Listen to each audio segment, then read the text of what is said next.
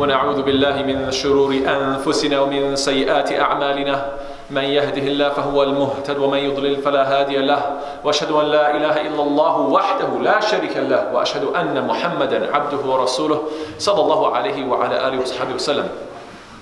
قال الله سبحانه وتعالى في القرآن المجيد بعد أعوذ بالله من الشيطان الرجيم يا أيها الذين آمنوا اتقوا الله حق تقاته ولا تموتن إلا وأنتم مسلمون يا أيها الناس اتقوا ربكم الذي خلقكم من نفس واحدة وخلق منها زوجها وبث منهما رجالا كثيرا ونساء واتقوا الله الذي تساءلون به والأرحام إن الله كان عليكم رقيبا يا أيها الذين آمنوا اتقوا الله وقولوا قولا سديدا يصلح لكم أعمالكم ويغفر لكم ذنوبكم ومن يطع الله ورسوله فقد فاز فوزا عظيما أما بعد فإن أصدق الحديث كتاب الله وخير الهدي هدي محمد صلى الله عليه وسلم وشر الأمور محدثاتها وكل محدثة بدعة وكل بدعة ضلالة وكل ضلالة في النار ثم أما بعد. So another year has passed and we begin 2019. Have we taken the time to think about a few things? Have we taken the time to think about how many books did we read in 2018? How much exercise did we do? Did we incorporate enough exercise into our daily routines, weekly routines?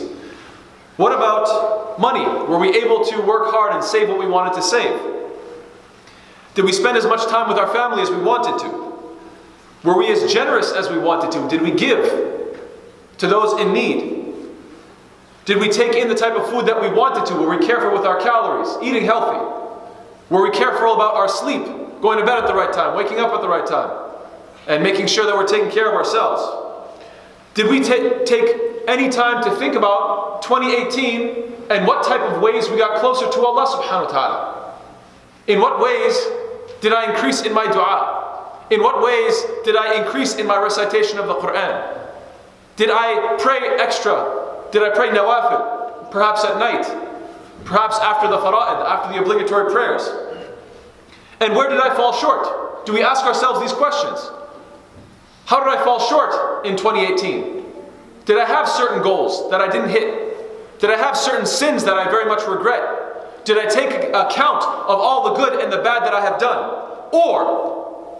Or is it the case that 2018 has come and gone and we can't tell if we're moving forward or backward or standing still because we simply don't take account of ourselves?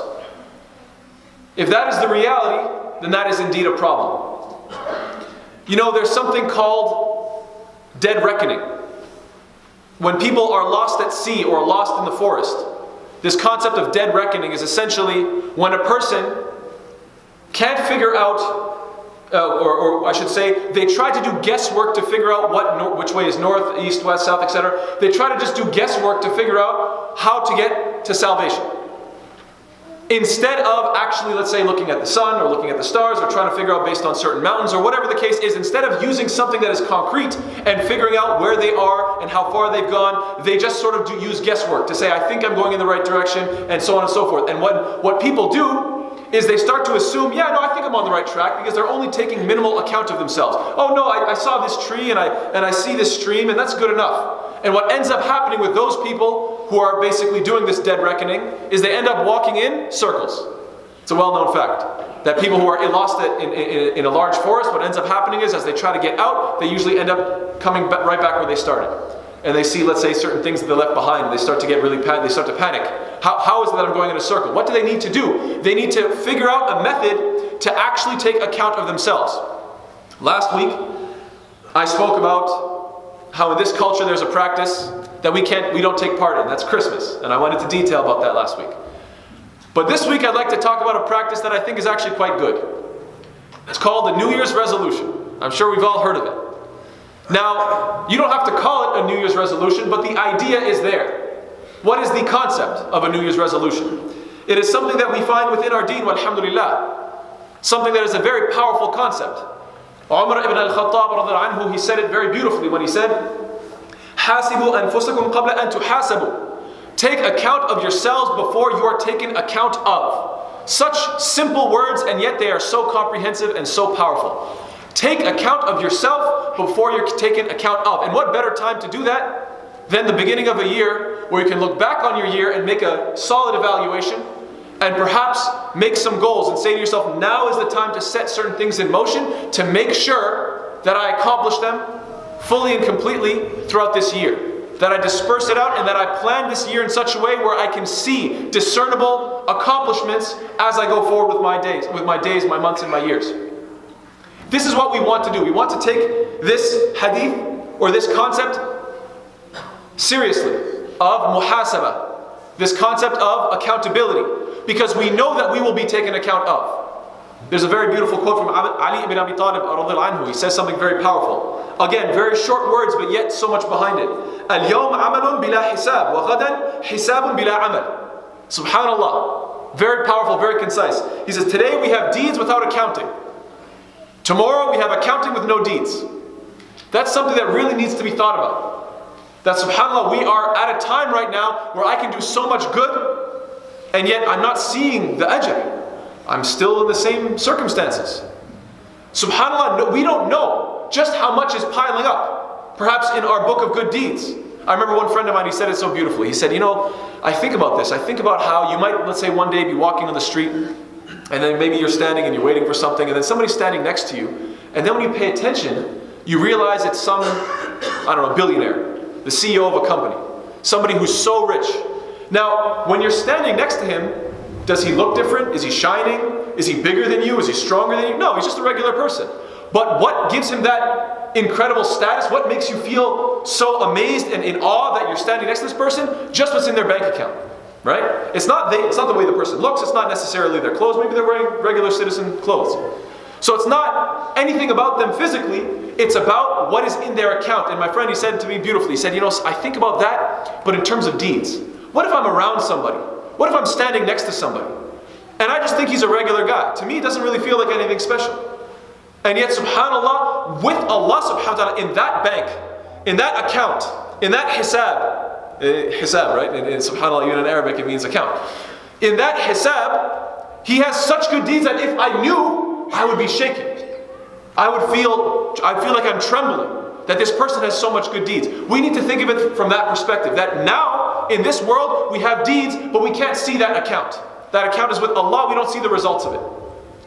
But tomorrow, as in the akhirah, when we pass away, all the chance and all the opportunity to do as much good as we wanted, it will not be available. You will have accounting with no deeds. Or غَدًا حِسَابٌ بِلَا عَمَلٍ. Accounting with no deeds. And what will be? We will be held accountable for what? Our abilities. And every single person has to take himself accountable, because I can't do it for you, you can't do it for me. We all know our capacity. We all know our ability, and that is what we have to respond to. In fact, if you take a look at the word response and ability, that's where you get the word responsibility. Because we are responsible in how we respond to our abilities. That's exactly it. You know you have a certain amount of ability, how do you respond to that? That's what you're responsible for. SubhanAllah, even in the English language, they put it together very nicely. A good reminder for us all. What will happen on that day? Allah subhanahu wa ta'ala mentions what? وَوُضِعَ الْكِتَابِ فَتَرَى الْمُجْرِمِينَ مُشْفِقِينَ مِمَّا فِيهِ وَيَقُولُونَ يَا وَيْلَتَنَا مَا لِهَذَا الْكِتَابِ لَا يُغَادِرُ صَغِيرَةً وَلَا كَبِيرَةً إِلَّا أَحْصَاهَا وَوَجَدُوا مَا عَمِلُوا حَاضِرًا وَلَا يَظْلِمُ رَبُّكَ أَحَدًا. Allah subhanahu wa ta'ala mentions in Surah Kahf, which we're supposed to read today, because it's Jummah. And on that day, the book of deeds will be put down. وَوُضِعَ الْكِتَابِ. It has this very powerful wording to it. You can imagine this gigantic record just slapped right down in front of you. And you're looking at this book, وَوُضِعَ الْكِتَابِ. And you will see, Muhammad sallallahu alaihi wasallam, you will see the criminals on that day completely fearful of what is in it. And they will be saying, Ya waylatana, oh woe to us, what is in this book? What is with this book? It doesn't leave out anything small or anything big. It has everything in it. Every little thing that I've done and every big thing that I've done, everything is perfectly accounted for. What is with this book? It has everything. وَوَجَدُوا مَا عَمِلُوا حَاضِرًا. And they're going to find everything that they've done present within it, and your Lord does not wrong anybody. That's the scary thing about Judgment Day. You don't have anybody else to blame. You can't, never once in the Quran do you find that the disbelievers will say, oh Allah, this isn't fair. I don't deserve this. In fact, you find the opposite. قَالُوا بَلَى قَدْ جَاءَنَا نَذِيرٌ فَكَذَّبْنَا وَقُلْنَا مَا نَزَلَ اللَّهُ مِنْ شَيْءٍ. Allah mentions in Surah 67, which is Surah Mulk. Allah subhanahu wa ta'ala mentions what? That they will say with their own mouths, when the angels ask them, أَلَمْ يَأْتِكُمْ نَذِيرٌ? Didn't a warner come to you? What's wrong with you? Right before the physical torture, they have a little bit of psychological torture as well. So before being pushed into their punishment, they're being asked this powerful question. Didn't a warner come to you? And they will, of their own mouths, attest to the fact. قَالُوا بَلَى. Yes, of course. But yes, a warner did come to us, revelation did come to us, but we rejected it, we pushed it away. That's what's so scary about Judgment Day. You can't blame anybody. The only thing you can do is say, what? These are my books. It's just one big mirror. You have to look at yourself. And so instead of waiting till that is done to us, let's take account of ourselves. As Umar says, حَاسِبُوا أَنفُسَكُمْ قَبْلَ أَن تُحَاسَبُوا. Take account of yourself before you are taken account of. يَوْمَ يَبْعَثُهُمُ اللَّهُ جَمِيعًا فَيُنَبِّئُهُم بِمَا عَمِلُوا أَحْصَاهُ اللَّهُ وَنَسُوهُ. On that day when Allah will resurrect them all and inform them of what they did, Allah has enumerated, Allah has calculated, Allah has written down and preserved everything they did, وَنَسُوهُ, but they forgot. Let's not be of those who forgot. Let's be of those who are intelligent, who actually pay attention, who actually take account of ourselves, who plan for the future and take a look and evaluate ourselves in our past. And perhaps we have partners, people that we make plans with. We tell somebody at the beginning of the year, these are my plans, and at the end of the year you get back with that person, a close friend of yours, and you talk to them, and you say, so this is what I've accomplished, this is what I haven't accomplished, this is where I succeeded, this is where I failed.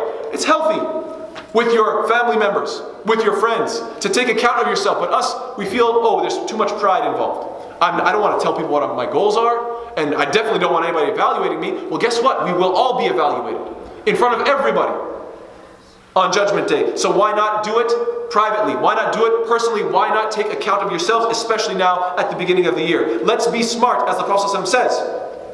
الكيس من دان نفسه وعمل لما بعد الموت والعاجز من أتبع نفسه هواها وتمنى على الله. Hadith in Tirmidhi, which Tirmidhi considered a Hasan hadith, very powerful hadith. The Prophet ﷺ says, the intelligent person, the clever person, al-kayyis. We all want to be described as intelligent by the Prophet ﷺ, so how can we achieve this? The intelligent one is he who takes account of himself and works for what is after death. Two qualities. You're constantly evaluating and checking, what did I do today? When you're lying down in bed at night, how did I spend my day today? Where were the successes? Where were the failures? Where could I have done a little bit more good? Where could I have reduced some of that evil? How much time did I waste? How much time did I don't know, just browse the internet perhaps? Or just chat and waste away my time?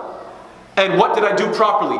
Al-kaysu man dana nafsahu. You have to take account of how you're spending every single day, and especially every year. وَعَمِلَ بِمَا لِمَا بَعْدَ الْمَوْتِ. And he works for what is after death. So you're thinking about the long term. You know, intelligent people always plan the long term. Why is it that we think long term is 1 or 2 years? No. What about the next 1,000? What about the next million, billion years? No, that's how we should think. We should think about the akhirah. That's being intelligent. And the helpless person, al-ajiz, man atba'a nafsahu hawaha, that he just follows whatever desires he has. He's completely helpless. Why? Because when his desires say something, he just runs for it. My desires told me this, I went after it. My desires told me that, and I just followed it. This is a completely ajiz, a completely helpless, weak, incapable individual. وَتَمَنَّى عَلَى اللَّهِ. And he couples that with what? And he hopes in Allah. He merely hopes in Allah. What does that imply? That, God is merciful. I know I didn't do anything, but it's all going to work out. I know I didn't put any effort, but I'm a special person. I deserve. What do you mean you deserve? Who told you deserve? No, you should work hard and then trust in Allah. When you put in your effort and then make dua, now maybe you deserve something, if Allah so wills. So that is the attitude that the believers should have. So let's be smart about it. What is the benefit of taking account of oneself? First and foremost, you discover your own shortcomings. So you could be if you don't never evaluate your day, you might never realize that, wow, I'm wasting an hour in the morning just checking my phone, and I'm wasting 2 hours just watching TV at night. 3 hours a day? I could be doing so much with 3 hours a day, but if you never take account, then you never feel it, because it's just, I'm just on my phone, I'm just watching TV, I'm just hanging out. So number one, most important thing about taking account of yourself is that you start to realize your shortcomings. Number two is that you realize Allah's rights upon you. When you start taking account of yourself, really, I made this much wealth this year? and I only gave that much? Does that feel right? I had, Allah blessed me this much and I've only done this much with it. When you start to evaluate yourself, you start to realize, subhanAllah, Allah has greater rights than that. What about my salawat? I have to be making sure I'm praying on time. What about giving to those in need? I need to be more generous. What about making dhikr of Allah, making dua to Allah subhanahu wa ta'ala? When you take account, you start to realize, when was the last time I opened up the Quran? When you start to take account of yourself, you start to realize, I've only memorized this many surahs in my whole life. And this whole year, 2018, came and went, and I didn't even memorize one extra short surah? Am I that neglectful of the book of Allah? Do I care that little about Allah's word? That's taking account, evaluating oneself, which is extremely important. When you're making a goal, some people say, I've made goals. I do make goals at the beginning of the year. The problem is I don't stick to them. How can we fix this? What is a good way to make goals that they stick? Inshallah, I'll talk about that in the second khutbah. Sallallahu alayhi wa Muhammad wa ala alihi wa sahbihi wa sallam tasliman kathira.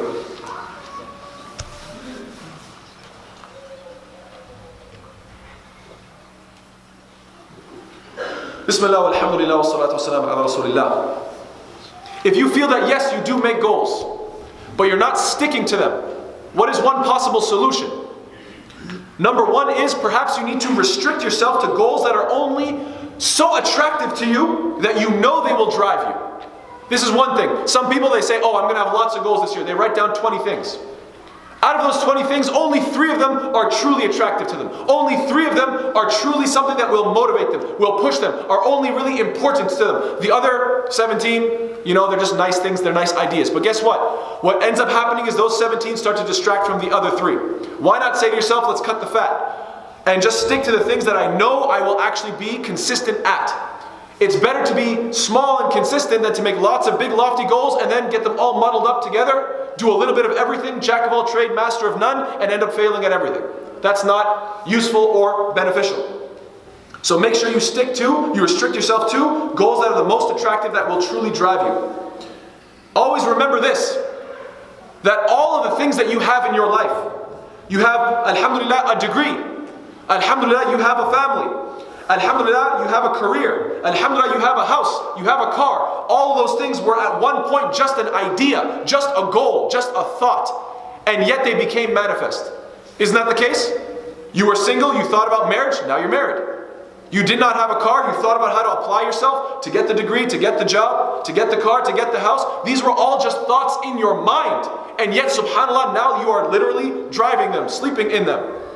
Sleeping in the house, spending time with your family. These have now become realities. So never doubt the power of just that thought. Recognize that alhamdulillah, Allah has given us the ability to plan out a future and execute it and watch our dreams become realities. Allah has given us that ability, and you can look into your past at how many things have become realities, and you can say to yourself, why shouldn't I dream big? I've achieved this, that, and the other, and I remember the day that they were just ideas, they were just thoughts, now they are manifest. What should I plan for today? What can I make a reality for tomorrow? This is one thing we need to keep in mind. Always remember the beautiful quote, people who don't have goals work for people who do. People who don't have goals work for people who do. If you feel, oh man, I'm so sick of working for such and such a person, a dead-end job, I'm frustrated at my work, them always bossing me around, well perhaps it's the case that those people had a dream and they stuck to it. And that's why they're in the position where they make the calls and you're the one who is on the receiving end running around doing the work. Because you have to be the type of person that has a plan and has goals, and then inshallah you will be the one who achieves higher and greater. Tomorrow belongs to those who prepare for it today. Another important point when it comes to writing your goals to keep in mind is that for every goal, it shouldn't just be the end goal. Like you have a list of 5 grand end goals. That's not sufficient. For each of those 5, there should be a list of smaller incremental goals, incremental stages. Okay, so the big goal is to get, let's say, the university degree. Or the big goal is to get the certain job. Or the big goal is to lose a certain amount of weight. Or the big goal is to memorize the whole Quran. You have to be able to put week by week or month by month certain incremental steps to make it a reality. It's very important to always put along with the greater goal a bunch of minor goals as well to keep yourself in check. And so that nothing overwhelms you. Because obviously if you have some large grandiose goal, what ends up happening is it overwhelms you and you end up giving up. But if you put a bunch of baby steps in front of you, then it will become more realistic. You say, no, it's not about that whole journey. It's just about this first step. And then the next day, it's just about this other step. And as long as you keep taking those baby steps, you will make that journey, bi-idhnillahi ta'ala, so long as you trust in Allah and that you're sincere and you are patient and persistent. Another key important ingredient, so I mentioned that. You have to set the goals, which is the what. You have to have incremental steps, that's the how. But in addition to the what and the how, you have to have the why. Anybody who wants to set a real goal and accomplish it, and wants to be serious about their goals, always has to think about this fact. What is the why? What is the motivation? What is the purpose? What is driving all of this? When you have that solidified, then inshallah ta'ala you can achieve your goals. How do you achieve those goals? By making sure that they are specific and time bound. As in, the difference between a dream and a goal is a deadline. We all know this expression, right? The difference between a dream and a goal is a deadline. You have to have deadlines. So it has to be specific and time bound. It has to be aggressive and realistic. Aggressive in the sense that it's something that is difficult and challenging enough that it's actually motivating and interesting for you and rewarding when you actually engage in it. But also realistic enough that it doesn't overwhelm you. Measurable and verifiable so that you can take account of yourself. And of course, like I said, the big why. That's the big question. Why am I going for this goal? That has to be something that's great. Something that is everlasting. I submit to you, my suggestion to you, make it for the sake of Allah subhanahu wa ta'ala. Whatever your goals are, make it for Allah's sake. Because that why is the greatest why. That is the greatest motivator, and that will inshallah ta'ala keep you consistent and persistent along your path. There's a beautiful quote from Al-Hasan al-Basri, rahimahullah. He says, رحم الله عبدا وقف عند همه فإن كان لله مضى وإن كان لغيره تأخر. He says, may Allah have mercy on the servant who stops when he's checking his goals. In other words, you have certain desires and big goals and aspirations, but wait, you stop. And then you double check. فإن كان لله مضى. If it's for the sake of Allah, continue to proceed and pursue that goal. وَإِن كَانَ لِغَيْرِ اللَّهِ فَتَأَخَّرَ. If it's for other than Allah subhanahu wa ta'ala, then he delays it, then he puts it aside and says, no, only when my intention is correct, then I will actually pursue this goal. This is the intent. That yes, of course, we should evaluate 2018. And yes, of course, we should have goals for 2019 bi-idhnillahi ta'ala. That being said, when you're making your goals, it's not just about the what is the goal? It's not just about the how as in incremental steps, it's about the why for the sake of Allah subhanahu wa ta'ala. That will make it sincere. You have to be very careful about those who have achieved their goals. Perhaps there are people amongst us who they had certain goals 2018 and they achieved or surpassed their goals. Well, alhamdulillah, that's great.